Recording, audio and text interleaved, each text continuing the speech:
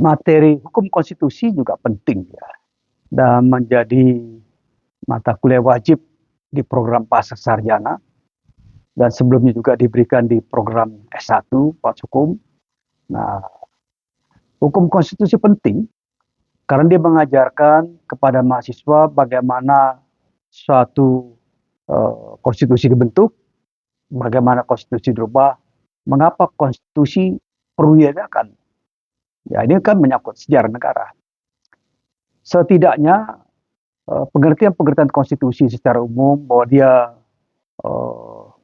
berisikan atau bermaterikan tentang struktur negara, organ-organ negara, hubungan antar organ negara, dan juga hubungan warga negara dengan negara. Jangan lupa bahwa konstitusi itu semacam kontrak sosial antara negara dengan warga negara melalui para pemuka masyarakat.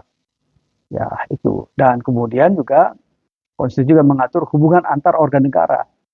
Secara sederhana mengatur check and balance ya, negara.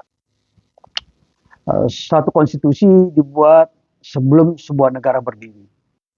Karena konstitusi berisikan pemikiran-pemikiran para bapak bangsa, para pemikir bangsa, para tokoh bangsa tentang sejarah bangsa itu dan mau kemana negara itu. Itu yang dimuat di dalam konstitusi. Ya, setidaknya di dalam pembukaan Undang-Undang Dasar, pembukaan konstitusi, preambel, suatu pernyataan politik berkaitan dengan sejarah. Misalnya bahwa kemerdekaan adalah sebuah bangsa, itu adalah puncak dari pemikiran.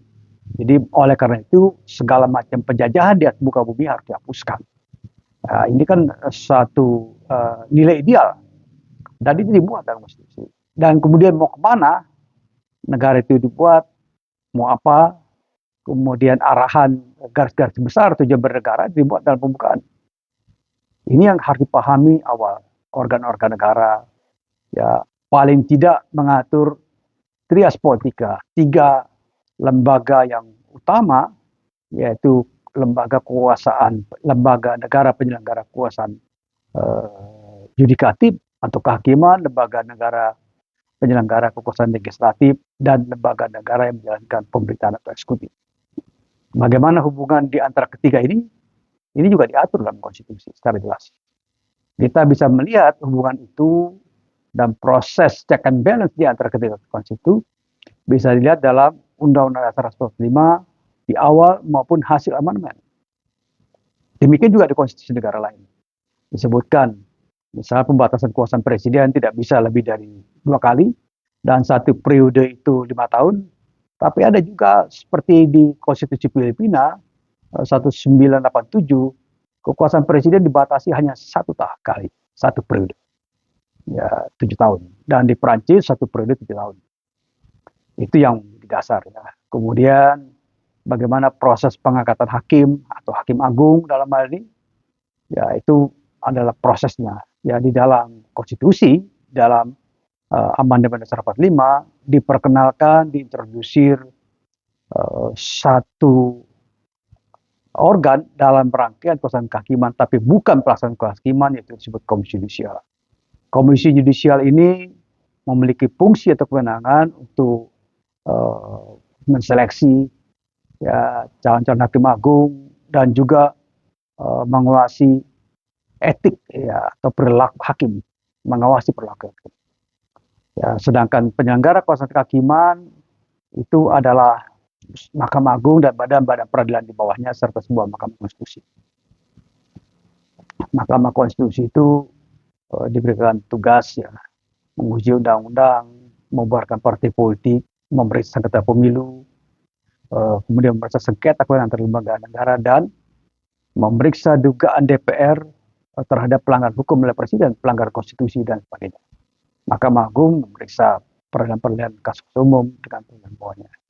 Kemudian kekuasaan legislatif dijalankan oleh DPR sebagai pemegang kekuasaan pembentuk undang-undang.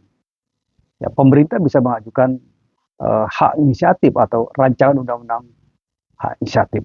Itu bisa saja, tapi kekuasaan dari DPR setelah amandemen dasar 45. Nah, kemudian pengawasan presiden, melaksanakan pemerintahan dibantu oleh para menteri ya, kemudian banyak beragam materi kekuasaan presiden, beragam konstitusi, memberikan gerasi, amnesti, rehabilitasi, dan sebagainya. Tentu saja atas dasar pertimbangan dari lembaga-lembaga hukum terkait, seperti misalnya memberikan amnesti harus atas dasar persetujuan DPR. Memberikan gerasi harus ada dasar dari persetujuan dari Mahkamah Agung. Nah, hubungan pemerintah pusat dengan pemerintah daerah juga diatur dalam Undang-Undang Dasar 45 pasca amandemen. Jadi daerah-daerah dengan hak istimewa tetap diperlakukan seperti daerah istimewa Aceh dan Yogyakarta. Dan kekuasaan jelas ya. Hak warga negara juga diatur dalam konstitusi secara umum. Di dalam Undang-Undang 45 pasca amandemen sangat jelas, lebih rinci ya, pengaturan tentang hak warga negara melampaui atau lebih rinci dibandingkan dengan naskah asli Undang-Undang 45. Jadi ini ya.